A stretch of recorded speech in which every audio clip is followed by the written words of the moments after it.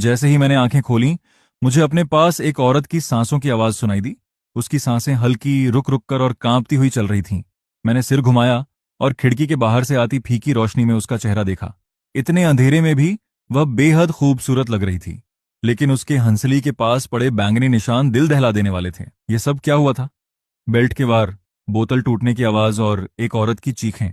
उसके शरीर पर मौजूद वे सारे घाव मैंने ही दिए थे। मेरा पुनर्जन्म हो गया था और मैं अपने ही नाम वाले एक दूसरे आदमी के शरीर में आ गया था। वह शराबी पत्नी को पीटने वाला और पूरी तरह निकम्मा इंसान था। मैन चेन जुइशेंग, जो कभी 100 अरब युआन का कारोबारी दिग्गज था, अब इस टूटे हुए घर का मालिक बन चुका था। एक ऐसा सड़ा हुआ शराबी जो अपनी पत्नी को पीटता था। तुम जाग गए? क्या नींद नहीं आ रही? मैं तुम्हारे लिए थोड़ी चाय डाल देती हूँ। जरूरत नहीं है, तुम सो जाओ। मैंने अपनी आवाज को जितना हो सके उतना नरम रखा, लेकिन वह डरे हुए खरगोश की तरह सहम गई। नंगे पैरों से ठंडे सीमेंट के फर्श पर चलते हुए वह दरवाजे तक गई और अनजाने में पीछे मुड़कर देखने लगी। उसने मेरी तरफ नहीं, बल्कि कोने में सो रही अपनी बेटी चेन चेन की तरफ देखा। अपनी बेटी की ओर डाली गई उसकी उस नजर और उसकी आंखों में भरे भावों ने मेरे दिल को जैसे बेरहमी से जकड़ लिया। कारोबारी दुनिया में वर्षों की चालबाजियों ने मेरे दिल को पत्थर बना दिया था। पिछले जीवन में मैंने अरबों के सौदे किए थे, कई देशों के बड़े अधिकारियों से मिला था और न जाने कितनी ऐसी औरतों के साथ रहा था जो खुद मेरे पास चली आती थीं। मुझे लगता था कि मैं दुनिया का सब कुछ देख चुका हूं, लेकिन मैंने कभी ऐसी औरत नहीं देखी थी जिसे इतनी बेरहमी से पीटा गया हो। जागने के बाद उसने सबसे पहले इस बात का ध्यान रखा कि उसे पीटने वाला आदमी जाग न जाए, और दूसरी बात, उसने यह देखी कि उसकी बेटी ठीक से सो रही है या नहीं। मैं उठकर बैठ गया और अपनी कनपटियां मलने लगा। यादें लगातार मेरे दिमाग में उमड़ने लगीं। इस शरीर का पुराना मालिक जुआरी था। जब भी वह हारता अपनी पत्नी को पीटता था। चुप रहो, तुम्हारी हिम्मत कैसे हुई मेरी किस्मत खराब करने की?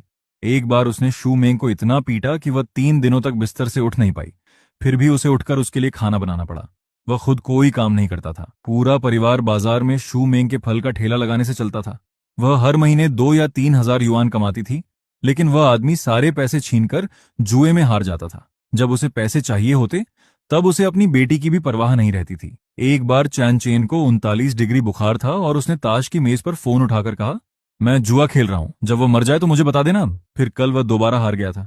कोई बात नहीं, तुम्हारे लिए शू मेंग की क्या कीमत है? अपनी कीमत बताओ।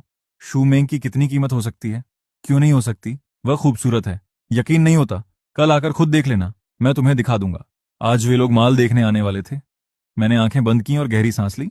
तभी शू मेंग चाय का कप लेकर आई। इसी दौरान चेन चेन नींद में बेचैनी से सिसकने लगी।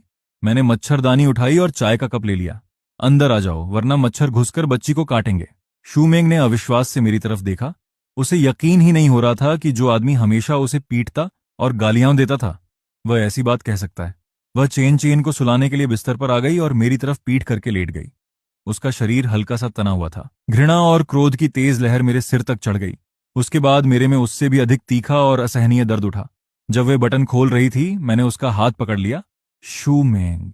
मैंने पहली बार गंभीरता से उसका नाम लेते हुए उसकी आंखों में देखा। मेरी बात ध्यान से सुनो, अब तुम्हें यह सब करने की कोई जरूरत नहीं है। उसका पूरा शरीर बुरी तरह कांप उठा। मितली और गुस्से की एक तेज लहर मेरे सिर तक चढ़ गई। उसके तुरंत बाद मेरे दिल में उससे भी अधिक प्रचंड और चुभता हुआ दर्द उठा। जैसे ही वह बटन खोल रही थी, मैंने उसका हाथ पकड़ लिया। शू मेंग। मैंने पहली बार गंभीरता से उसका नाम लेते हुए उसकी आंखों में देखा। मेरी बात ध्यान से सुनो, अब तुम्हें यह सब करने की जरूरत नहीं है। उसका पूरा शरीर बुरी तरह कांप उठा। उसकी आंखें सदमे और उलझन से फैल गईं। उनमें एक ऐसी हल्की सी उम्मीद भी थी जिसे वह दिखाने की हिम्मत नहीं कर पा रही थी। सो जाओ, मैं तुम्हें और चेन चेन को एक अच्छी जिंदगी दूंगा। ये कहते समय मेरे दिमाग में आगे की योजना पूरी तरह साफ हो चुकी थी। जैसे ही सुबह हुई, मैं जाग गया। ये मेरी आदत नहीं थी, बल्कि सब कुछ तुरंत बदल देने की बेचैनी मेरे सीने में जल रही थी और मुझे सोने नहीं दे रही थी। शू मेंग बेहद हल्के कदमों से चेन चेन को नीचे उतार रही थी। मुझे जागा हुआ देखकर वह घबरा गई। माफ करना, मैंने उठकर बैठते हुए कहा। तुमने मुझे नहीं जगाया, मैं खुद ही जाग गया था। आज मैं चेन चेन को स्कूल छोड़ दूंगा और फिर तुम्हारे साथ ठेले पर चलूंगा। आजकल कारोबार अच्छा नहीं चल रहा है। मैं जानता था कि उसे लगा मैं फिर से पैसे मांगना चाहता हूं। डर अब उसकी आदत बन चुका था, लेकिन इस बार मैंने कोई सफाई नहीं दी। मैं उठकर रसोई में चला गया। फ्रिज में केवल कुछ अंडे और एक कटोरी बचा हुआ चावल था। उसकी खाली हालत देखकर दिल टूट रहा था। जब मैं सुनहरे और खुशबूदार अंडे वाले तले हुए चावल की 2 प्लेटें लेकर बाहर आया, तो शू मेंग और चेन चेन एक तरफ खड़ी मुझे ऐसे देख रही थीं जैसे कोई समझ से बाहर चमत्कार देख लिया हो। चेन चेन ने अपना छोटा सा चेहरा ऊपर उठाया और कहा, माँ पापा खाना बना सकते हैं। शू मेंग ने कोई जवाब नहीं दिया। वह केवल उलझे हुए भावों से मुझे देखती रही। बाजार शोर और अफरा तफरी से भरा था। मैं शू मेंग के फलों के ठेले के सामने खड़ा हल्का सा माथा सिकोड़ रहा था। ठेला बहुत साधारण था। उस पर केवल एक ही किस्म के सेब बेतरतीब ढंग से रखे थे और फटे हुए गत्ते पर टेढ़े मेढ़े अक्षरों में प्रति जिन 3.8 युआन लिखा था। बगल वाली सब्जी बेचने वाली चिल्लाई, अरे वाह, आज जोईशेंग मदद करने आया है। वह हर कुछ कदम पर पीछे मुड़कर देखते हुए चली गई। मैं नीचे बैठा उन पतली लाल प्लास्टिक की थैलियों में से एक उठाई और हाथ में उसका वजन महसूस किया। फिर मैंने आसपास तेजी से गुजरती भीड़ को देखा जो हर ठेले को नजरअंदाज कर रही थी। मांग को तुरंत भड़काने की एक योजना मेरे दिमाग में साफ हो गई। मैंने फेंके हुए डिब्बे से सख्त गत्ते का एक टुकड़ा उठाया, जमीन पर पड़ा मार्कर लिया और उस पर 2 बड़ी पंक्तियां लिख दी। इसके बाद मैंने बिना झिझके 3.8 युआन वाला बोर्ड फाड़ दिया और नया बोर्ड सबसे दिखाई देने वाली जगह पर रख दिया। बगल वाली आंटी झुककर उसे देखने लगी और हैरानी से चिल्लाई, एक थैला 20 युआन, जितना चाहो खुद भरो। चान जुइशेंग, क्या शराब पीकर तुम्हारा दिमाग खराब हो गया है? इस तरह तो तुम्हारे कपड़े तक बिक जाएंगे। मैं धीरे धीरे खड़ा हुआ और मुस्कुराकर उनकी तरफ देखा। दिन आंटी, हिसाब किताब केवल लागत के आधार पर नहीं किया जाता। मुझे सेब के इस एक थैले से मुनाफा नहीं चाहिए। मैं कम से कम समय में पूरा माल बेचकर नकदी का प्रवाह शुरू करना और इस ठप पड़े ठेले में दोबारा जान डालना चाहता हूं। नए बोर्ड ने जल्दी ही अपना असर दिखाना शुरू कर दिया। एक अधेड़ आदमी पास आया। मालिक, क्या सच में 20 युआन में एक थैला मिलेगा और हम उसे खुद भर सकते हैं? सेब खट्टे तो नहीं है? मैंने सहजता से एक सेब उठाया, कुशलता से उसका एक टुकड़ा काटा और उसकी तरफ बढ़ा दिया। छक्कर देखिए, मीठा है या नहीं ये आप खुद बताइए। उसने सेब छका, बिना कुछ कहे एक थैला उठाया और पागलों की तरह उसमें सेब भरने लगा। उसने थैला लगभग फाड़ ही दिया था। मैं हंसा और बोला, जब तक आप थैला उठा सकते हैं सारे सेब आपके हैं। यह वाक्य जैसे किसी बांध का दरवाजा खोल गया। चारों तरफ से भीड़ उमड़ पड़ी। 20 युआन कोई बड़ी रकम नहीं थी, लेकिन जितना चाहो खुद भरो, इन शब्दों ने इंसानी स्वभाव की सबसे मूल लालसा को तुरंत जगा दिया। बगल वाली आंटी की मुस्कान चेहरे पर ही जम गई। वह मुंह खोले की तरह सेब भरती भीड़ और तेजी से घटते सेबों के ढेर को देखती रही। उनका लोहे का बांट जमीन पर गिर गया और उन्हें पता तक नहीं चला। अपना काम खत्म करके शूमेंग चिंता में वापस आ रही थी। दूर से अपने ठेले को भीड़ में डूबा देखकर उसका चेहरा डर से सफेद पड़ गया। उसे लगा कि मैंने फिर कोई मुसीबत खड़ी कर दी। वे घबराकर भीड़ को धकेलती हुई अंदर आई, लेकिन सामने का नजारा देखकर स्तब्ध रह गई। उसने देखा कि मैं ठेले के पीछे स्थिर खड़ा था। न मैं किसी के सामने झुक रहा था, न गुस्सा कर रहा था। बस शांत रहकर पैसे ले रहा था और थैलियां दे रहा था, जबकि आसपास के लोग पागलों की तरह सेब लूटने में लगे थे। वे सेब जो पहले पूरे दिन में मुश्किल से बिकते थे, उसकी आंखों के सामने गायब होते जा रहे थे। जब उसने एक थैला 20 युआन, जितना चाहो खुद भरो वाला बोर्ड देखा तो उसका चेहरा सफेद पड़ गया। क्या तुम पागल हो गए हो? 20 युआन में जितना चाहें उतना भरेंगे तो हमारा सब कुछ डूब जाएगा। उन्हें जितना भरना है भरने दो, फिर भी हमें मुनाफा होगा। देखो, उन्हें लग रहा है कि उन्हें बहुत बड़ा फायदा मिल रहा है, इसलिए वे खुद दौड़कर हमें पैसे दे रहे हैं। वह स्तब्ध होकर लोगों की लंबी कतार देखने लगी। हमने कितना बेच लिया? लगभग 500 युआन का। 500? उसकी आंखें फैल गईं और वह मुझे किसी अजनबी की तरह देखने लगी। सेब लगभग खत्म हो चुके थे, लेकिन पीछे अभी भी लंबी कतार थी। मैंने उससे पूछा, और माल मंगाए? कतार में खड़े लोग तुरंत चिल्लाए, मालिक जल्दी और माल मंगवाओ। शू मेंग ने फौरन फोन किया और मेरे निर्देश के अनुसार एक पूरा ट्रक सेब मंगवा लिया। ली ट्रक चलाकर आया। ये नजारा देखकर वह हैरानी से जीभ छटकाने लगा। जब तक हमने हिसाब पूरा किया, ट्रक का अधिकांश माल बिक चुका था। लाओली उंगलियों पर हिसाब लगाते हुए हैरानी से बोला, हे भगवान, आज तुमने 1000 जिन से भी ज्यादा सेब बेच दिए होंगे। शू मेंग को यकीन नहीं हुआ। उसने पूछा, कुल बिक्री कितनी हुई? मैंने जवाब दिया, लगभग 4300 युआन। इतना पैसा कोई बड़ी बात नहीं है, लेकिन इस परिवार को दोबारा अपने पैरों पर खड़ा करने का यह पहला कदम है। शू मेंग स्तब्ध दिखाई दे रही थी। पहले वह पूरे महीने में भी मुश्किल से इतनी रकम कमा पाती थी। ठेला समेटने के बाद मैं उसे सामान खरीदने ले गया। मांस, मछली और पसलियां खरीदने में लगभग 300 युआन खर्च हो गए। शू मेंग के होंठ हिले, लेकिन उसने कुछ नहीं कहा। जानता था कि इतने खर्च से उसका दिल दुख रहा था, लेकिन आज हमें जश्न मनाना ही था। गली के मोड़ पर छोटी बच्ची ने मेरे दोनों हाथों में सामान देखा और खुशी से उछल पड़ी। पापा, क्या आज दावत होगी? हाँ, खट्टी मीठी मछली और मसालेदार पसलियां बनेंगी। मैं नीचे झुका और उसके छोटे से चेहरे को प्यार से सहलाया। वाह, मैं पापा से सबसे ज्यादा प्यार करती हूँ। वह खुशी से मेरे चारों ओर कूदने लगी। शू मेंग हमें देख रही थी और उसकी आंखों की कठोरता धीरे धीरे नरम हो रही थी। एक समय इस घर में केवल खामोशी और डर हुआ करता था। अब आखिरकार उसमें थोड़ी गर्माहट आ गई थी।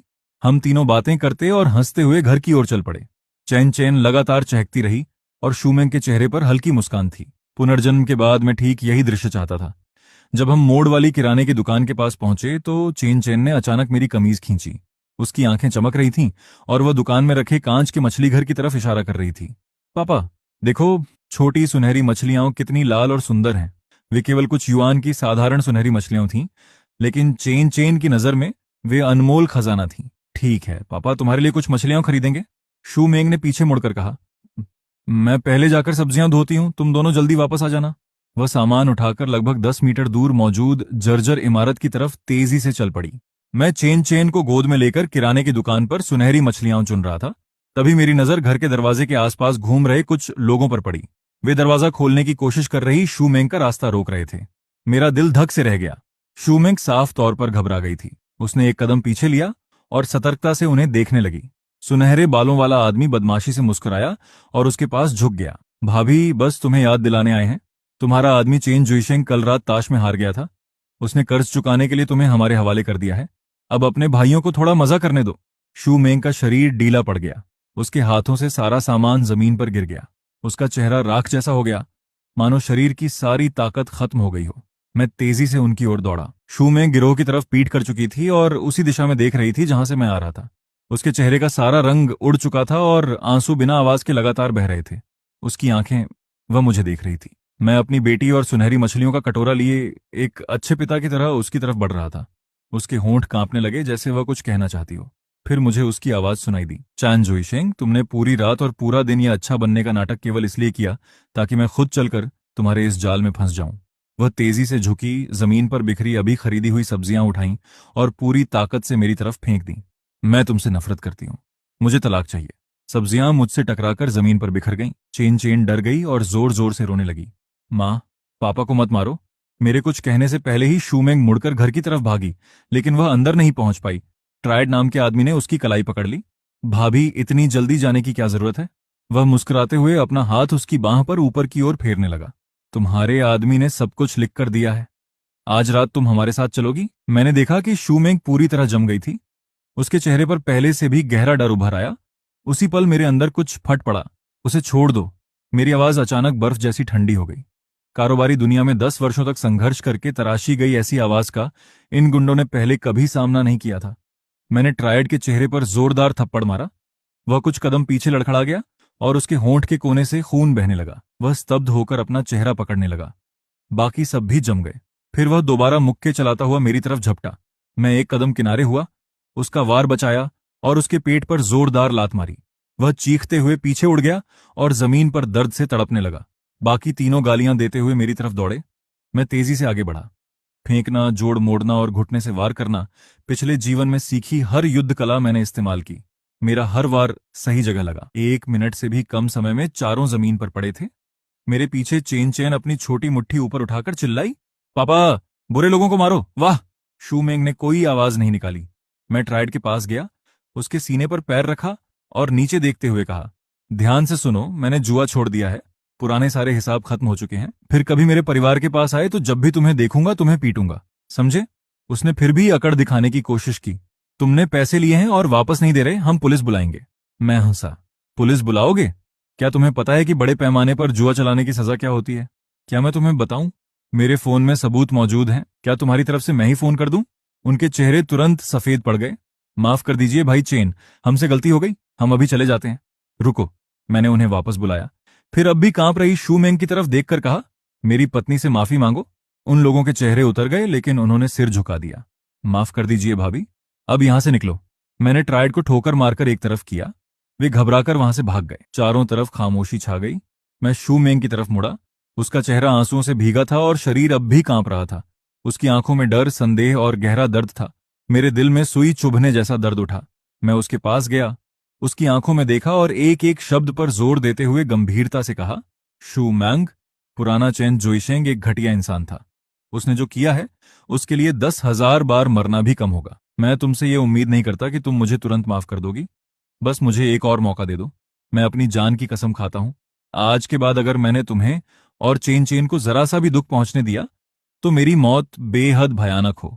शूमेंग मुझे देखती रही और उसकी आंखों से बड़े बड़े आंसू बहते रहे। उसके होंठ हिले। आखिरकार वह रोते हुए चिल्लाई, चैन जोइशेंग, तुम कमीने हो, मैं दोबारा तुम पर विश्वास नहीं करूंगी। ये कहने के बाद वह चेन चेन को खींचकर घर के अंदर ले गई और जोर से दरवाजा बंद कर दिया। लेकिन उसने दोबारा तलाक की बात नहीं की। मेरे लिए इतना ही काफी था। मैं रसोई में गया और कुछ ही देर में खट्टी मीठी मछली और मसालेदार पसलियों की खुशबू पूरे घर में फैल गई। मैं खाने की प्लेटें लेकर शयन कक्ष के दरवाजे तक गया और दस्तक दी। खाना तैयार है। गुस्से में रहकर बच्ची को भूखा मत रखो, मैं बैठक में सो जाऊंगा। मैंने थाली नीचे रखी और मुड़कर जाने लगा। अंदर से चेन चैन की हल्की सी आवाज आई, माँ, कितनी अच्छी खुशबू आ रही है। थोड़ी देर बाद मुझे कटोरियों और खाने की छड़ियों की हल्की आवाज सुनाई दी। मैं सख्त सोफे पर लेटकर छत को देखने लगा। रास्ता लंबा था, लेकिन मंजिल की दिशा मुझे पहले कभी इतनी साफ दिखाई नहीं दी थी। मुझे उनकी रक्षा करनी थी और इस परिवार को सच में दोबारा खुशहाल बनाना था। शयनकक्ष का दरवाजा थोड़ा सा खुला। मैंने आंखें बंद कर लीं और सोने का नाटक करने लगा। कुछ सेकंड बाद दरवाजा धीरे से फिर बंद हो गया।